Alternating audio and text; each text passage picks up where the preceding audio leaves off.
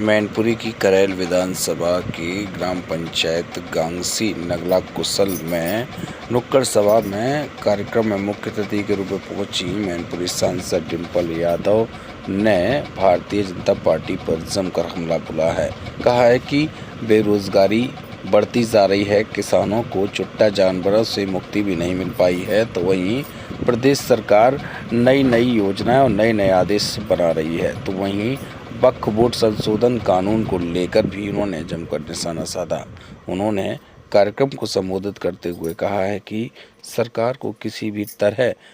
किसान और नौजवान बेरोजगार शायद नहीं दिख रहे हैं। क्या कहती नजर आई है मैनपुरी सांसद कार्यक्रम को संबोधित करते हुए। होने जा रहा है और जो ये उपचुनाव हो रहा है, लगातार यह प्रशासन की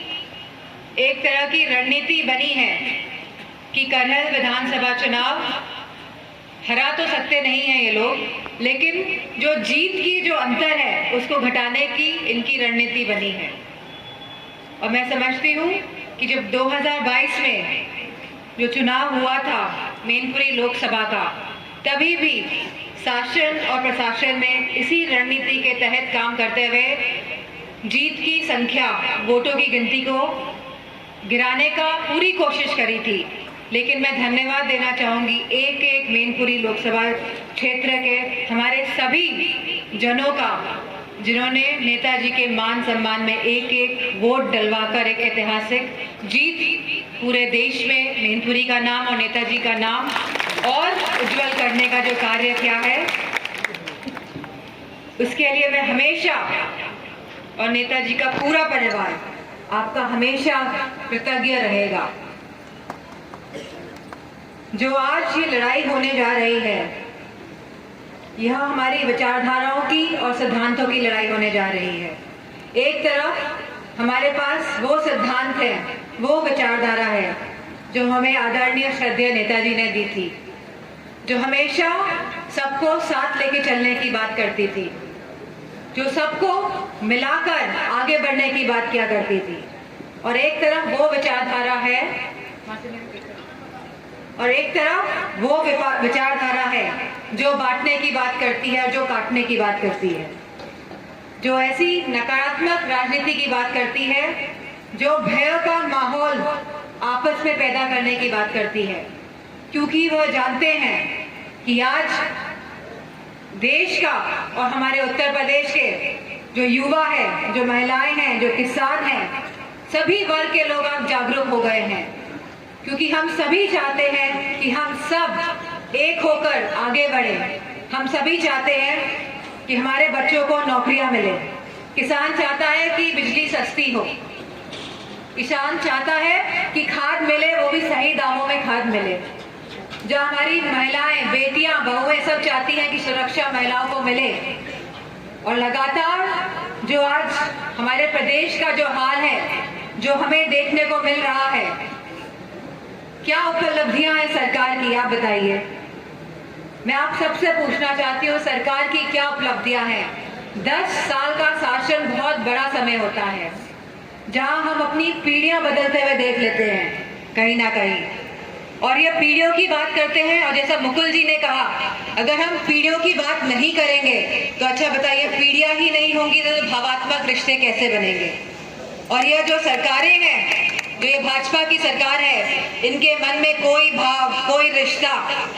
कोई प्यार का जज्बा नहीं है। ये हमेशा लड़ाने की बात करते हैं, बिगाड़ने की बात करते हैं। और मुझे खुशी इस बात की है कि नेताजी ने हमेशा सबको साथ लेके आगे बढ़ाने की बात करी। और हमारे राष्ट्रीय अध्यक्ष जी जो पीडीए की रणनीति लेके आए हैं, जिसमें हम सब चाहते हैं कि हमारे सब पिछड़े भाई, अल्पसंख्यक भाई, हमारी माताएं, हमारी बहनें, हमारे युवा साथी सब मिलकर आगे बढ़े, क्योंकि जब आप सब एक साथ मजबूत हो जाओगे तो आपको कोई हरा नहीं सकता है, आप पे कोई अन्याय और अत्याचार नहीं कर सकता है, क्योंकि आप सब एक दूसरे का सहारा बनने के योग्य होंगे। तो मेरा आप सबसे यही अनुरोध है। और जो मैं बात कह रही थी आपसे, अगर हम भाजपा की अगर उपलब्धियां गिनाएं तो आज की उपलब्धियां इनकी ये हैं कि आज महंगाई चरम सीमा पर है, आज बेरोजगारी चरम सीमा पे है, आज बिजली की दरें चरम सीमा पे हैं, आज खाद की बोरी की कीमत इतनी महंगी है कि किसानों के हाथ खाद नहीं लग पा रही है। पेट्रोल डीजल के दाम क्या हैं आज, दूध के क्या दाम हैं, इसी के साथ हमारे युवाओं की नौकरियों के क्या हाल हैं, और छुट्टा पशु की समस्या आज भी बरकरार है कि नहीं है। जब चुनाव हुए थे विधानसभा के तो आपसे क्या वादा किया गया था कि ये छुट्टा पशुओं की समस्या से आपको निवारण दिया जाएगा, ये समस्या को सुलझाया जाएगा। लेकिन ये सरकार ऐसी सरकार है जो बातें और वादे तो बहुत करती है, लेकिन चुनाव के बाद ये सब भूल जाती है, और जब भूल जाती है, जब कोई कार्य नहीं कर सकती है, तो ये आपस में भिड़ाने का काम करती है, जातियों को जातियों से भिड़ाती है, धर्म को धर्म से लड़ाने का काम करती है। लेकिन मुझे खुशहाल आए हैं और राष्ट्रीय अध्यक्ष जी की रणनीति के तहत मुझे पूरा भरोसा है कि कल जहां उपचुनाव होने जा रहे हैं, हम सब मिलकर एक एक अपना वोट डालकर एक ऐतिहासिक निर्णय की तरफ इस करेल विधानसभा के नतीजे को लेके जाएंगे। मेरी माताओं और बहनों से विशेष तौर पे अपील है कि, और सभी संगठन के लोगों से, सेक्टर प्रभारी, बूथ अध्यक्ष, सबसे मेरी यही अपील रहेगी कि ज्यादा से ज्यादा वोट 12 बजे से पहले डलवा लीजिएगा, क्योंकि मौसम भी अब अच्छा हो गया है और क्योंकि हम सब यहाँ पे मौजूद रहेंगे, और जो हमें घटनाएं सुनने को मिल रही हैं कि पुलिस जा जाके हमारे कार्यकर्ताओं को तंग कर रही है, लेकिन जो जो सूचना हमारे पास आ जा रही है, हम उसके तहत काम करते हुए प्रशासन को समझा रहे हैं कि इस तरह का अन्याय ना करे, और बहुत अच्छी तरह से कहीं ना कहीं प्रशासन भी इस बार बात सुन रहा है, और जहां नहीं सुन रहा है वह हम सीधे संपर्क में है, और अन्याय हम अपने किसी भी कार्यकर्ता के साथ नहीं होने देंगे। और पूरा परिवार जो आज यहाँ हमारा बैठा है हमारे सामने, क्योंकि यह नेताजी का परिवार है, क्योंकि नेताजी ने अपने खून और पसीने से पूरे इस क्षेत्र को सींचा है, और हम सब ने देखा है कि हम पूरे उत्तर प्रदेश में अगर घूम लें तो मैनपुरी में जो विकास दिखता है, जो हमारे करेल में विकास दिखता है, जो मैनपुरी के आसपास के क्षेत्र में विकास दिखता है, वो अन्य किसी भी जिलों में नहीं दिखाई देता है।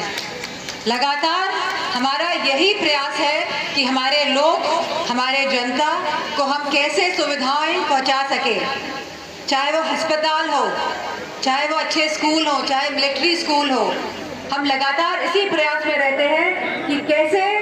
सभी जनों का हम जीवन स्तर सुधार कर सके।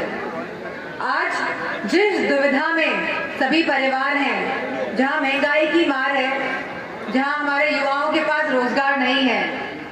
तो हम सभी जानते हैं कि इस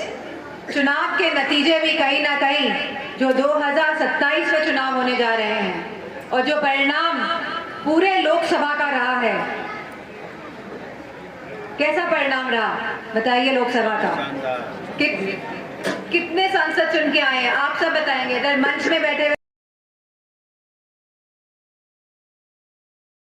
आने की जरूरत नहीं है। माननीय सांसद महोदया इस ग्राम पंचायत गांसी का विशेष ध्यान रख रही है। अभी हाल ही में एक विकास कार्य का मुद्दा था जिसमें सरकार का काम ही सरकार के अधिकारी अवरोध पैदा कर रहे थे, तो माननीय डिम्पल माली जी ने वो मुद्दा उठा करके हिंदुस्तान में गांसी और नगला कुशल की पहचान दिला करके उसको पटल पर रखा, जिससे कि पूरा मैनपुरी का अधिकारी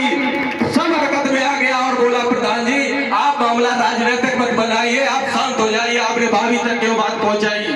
अब आप हमसे बैठे कंप्रोमाइज कर लीजिए। तो हमने भी भाभी जी उनसे कह दिया कोई कंप्रोमाइज नहीं हुआ जब तक आप सार्वजनिक तौर से माफी नहीं मांगेंगे, और जब तक सार्वजनिक तौर से माफी नहीं मांगे 23 तारीख को खत्म हो रहा है और 23 तारीख से शीतकालीन सत्र शुरू हो रहा है। हम आप ही के आके बैठेंगे जंतर